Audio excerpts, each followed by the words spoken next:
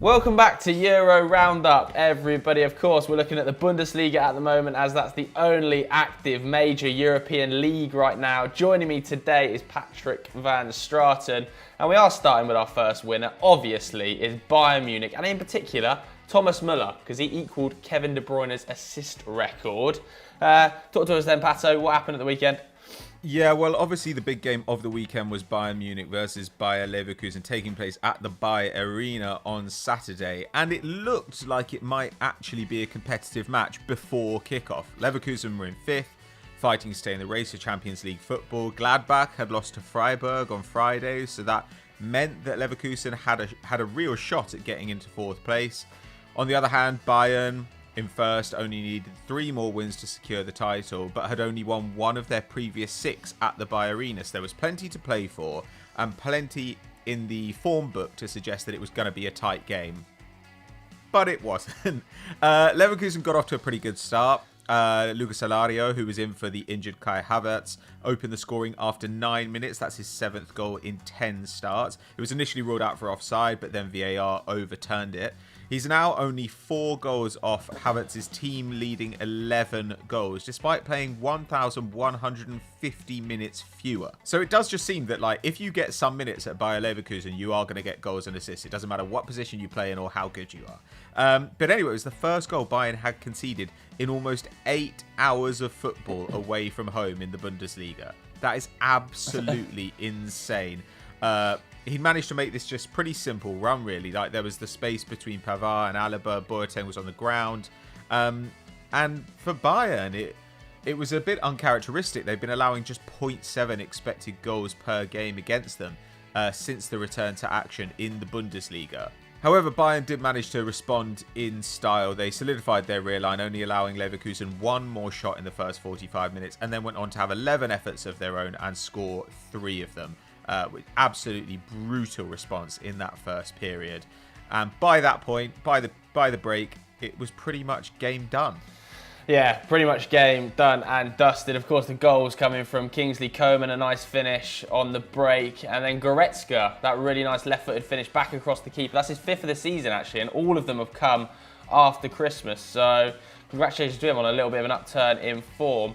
And then Serge Gnabry kind of added the cherry on top of the cake, didn't he? One long, I'll call it a hoof, but it was probably a placed long ball in modern day football terms, and a great finish from Gnabry, little lobbed effort.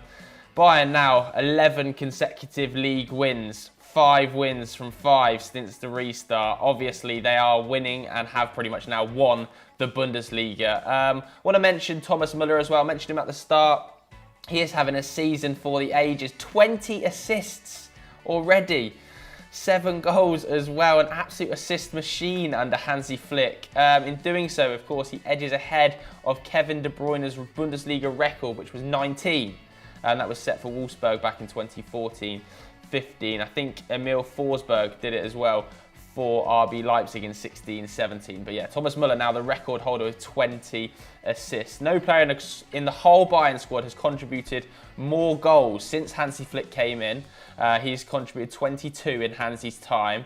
And his expected assists alone is 0.63 per 90. That is ridiculous, given that a lot of people were kind of writing him off, saying that they might have to move him on, and Hansi Flick has managed to refine some special form under him. Lewandowski obviously completed the route with a nicely timed header. That's his 30th in the league, 44th goal in all competitions.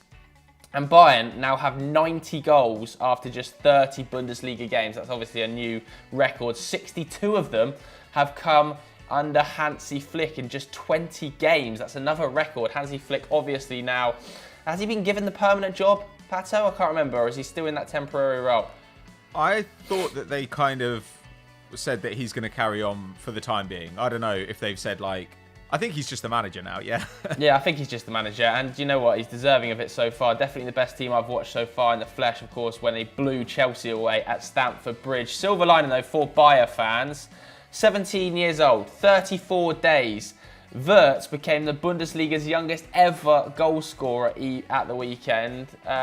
It did kind of gloss over a pretty flat performance, it has to be said, from Leverkusen, missing that key man Kai Havertz, like Pato's already said. It is worth noting, though, that Thomas Müller and Lewandowski are both suspended for their match against Borussia Mönchengladbach after picking up yellow cards. But Thiago will be back by then, and who cares? Because it's game, set and done. The Bundesliga is Bayern's yet again. Just before we get into our loser for the week, a quick reminder that if you have not subscribed to our channel, then please subscribe now. If you enjoy the video, give us a like and drop a comment in the comments below if you have ideas for how we can improve it. Don't worry, it will get better once La Liga returns and the Premier League as well. But who are our losers this week, Joe? Yeah, it's RB Leipzig. Their week went from bad to worse after that dismal 1-1 draw with bottom side Paderborn. Of course, the build-up to this one was pretty much all dominated, wasn't it, by the news that Chelsea have struck a £54 million deal with Timo, Werner and RB Leipzig. Julian Nagelsmann was saying, it's not going to faze him, but it looks like Chelsea have managed to get the deal over the line, and it almost came out of nowhere. There were so many links of him to Liverpool, wasn't there, under Jurgen Klopp. Do you think the Reds are going to regret not taking that £54 million option that was in his contract, Pato? Possibly, yeah. Because, they won't regret it like next year or even the year after, probably.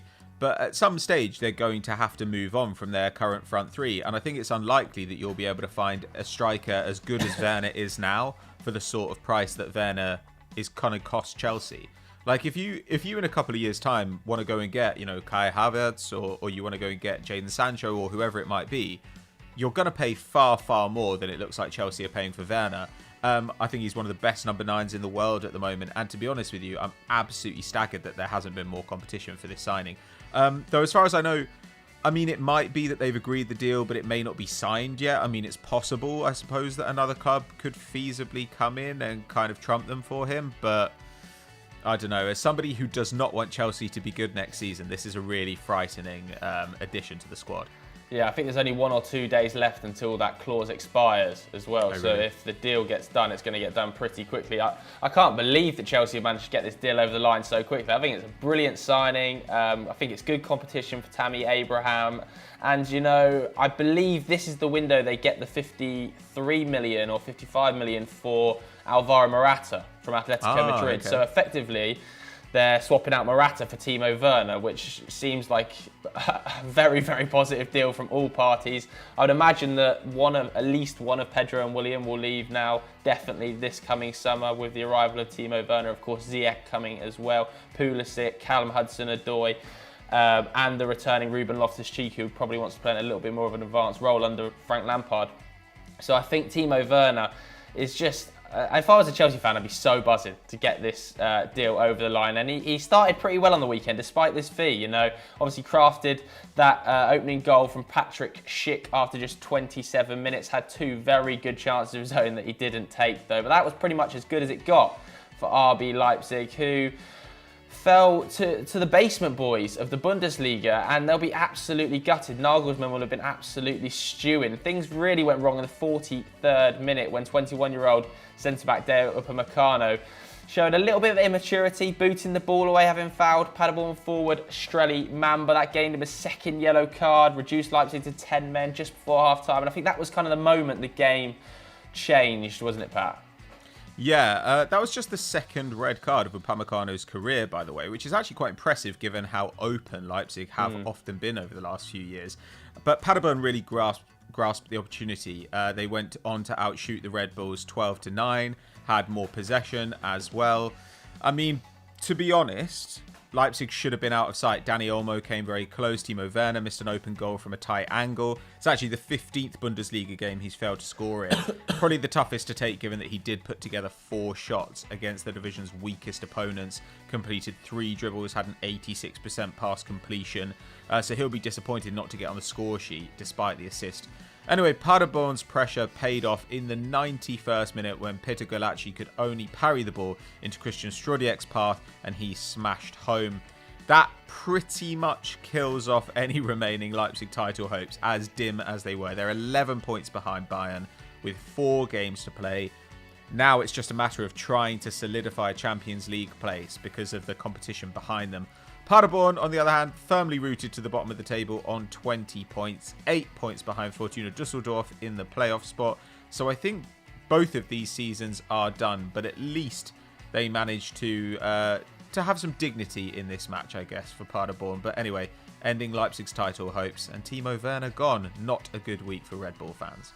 All right, moving on to our star of the week. This week, it's 31-year-old Mainz left-back Daniel Brzezinski. Bit of a rogue shout here, but he did put in a masterful performance in their 2-0 victory away at Frankfurt. 88% pass completion, 3 interceptions, 2 aerial duels, 3 shots, and 6 key passes from left-back, including that assist for Moussa Niakate. Now, he's obviously been absolutely crucial to Mainz's fortunes this term. 22 Bundesliga appearances, 2 goals, 4 assists from left-back, Pat. Yeah, it's absolutely ridiculous. To be honest, his numbers are really similar to Trent Alexander-Arnold's. Got about 3 tackles and interceptions a game, 1.3 shots, nearly 3 key passes. His expected goals and assists per 90 is 0.43. I think that is pretty much identical to Alexander-Arnold, though obviously he is 10 years older. But a huge win for Mainz. Like, what a time for him to get that assist, because they're now 15th. They're 3 points clear of 16th place Fortuna Düsseldorf in that relegation playoff spot. So that's an absolutely vital victory, and only their 3rd in 13 league games in 2020. My God, these points were necessary. On the other hand, for Frankfurt, a very disappointing day after 2 consecutive victories. Now they've lost 6 of their last 9 league games, so extremely mixed form for them. They've been all over the shop lately. But anyway, congratulations to Brzezinski, the former German under-21 international. What a man, another highlight in a glittering career. So that's it for ERU this week. Thank God we've got the rest of the football returning over the coming weeks. Pato, is there anything you want to plug? Yes, the podcast will be out. It's me and Doogie, regular Doogie, where we're talking about if your club can't afford Timo Werner, Jadon Sancho, Thomas Partey, Kalidou Koulibaly this summer, who could you look at instead? So exciting replacements for those players. Yeah, go check that out. Thanks very much for watching. See you later.